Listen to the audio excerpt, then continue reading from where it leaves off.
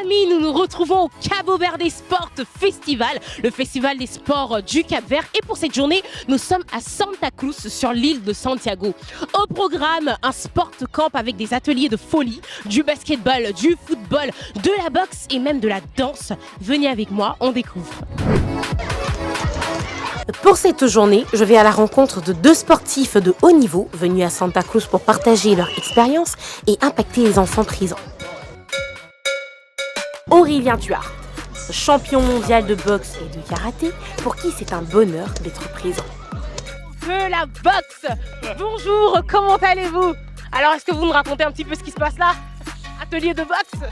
Ouais, atelier de boxe, super heureux d'être au Cap-Vert pour le Cabo Verde Sport Festival. Alors, est-ce que tu peux nous donner pour toi l'importance d'un événement comme le Cabo Verde Festival?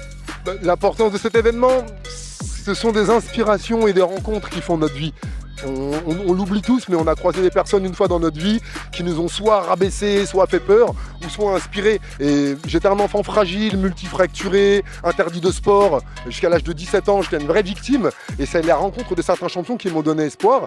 Et voilà, c'est juste un retour des choses. J'ai aucune gloire. Et en ayant réussi à transformer ma vie par le sport, par la confiance, j'ai décidé d'enseigner, de donner des cours. Et dès que je peux, d'allumer la lumière dans les yeux des enfants.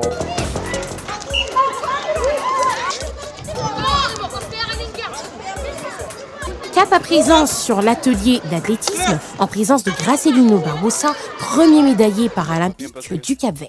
Alors Gracelino, quelle est pour toi l'importance d'un tel événement aujourd'hui? C'est un événement qu'il faut continuer.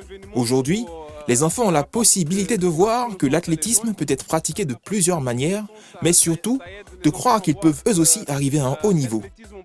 Est-ce que tu crois que ces enfants, avec de l'encadrement, peuvent arriver à un niveau comme toi aujourd'hui? Je suis sûr qu'ils y arriveront. Je le dis parce que moi-même, je suis né ici au Cap-Vert et je suis parti à l'âge de 19 ans au Portugal. C'est là-bas que j'ai commencé l'athlétisme. J'ai commencé tard et j'ai pu malgré tout arriver à un haut niveau. Et ça me donne de l'espoir pour passer le flambeau à ces enfants qui sont capables d'arriver bien plus loin que moi s'ils commencent plus tôt.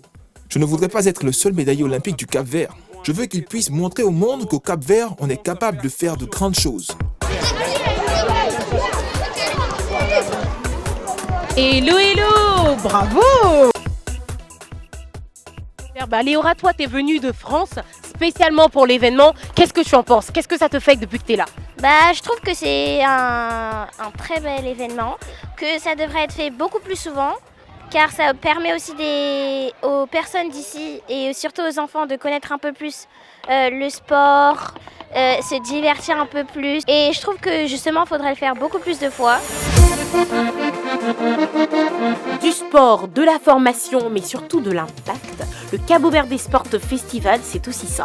Faire pousser en chacun de ses enfants une graine de champion, celle des futurs champions qui représenteront le Cap-Vert.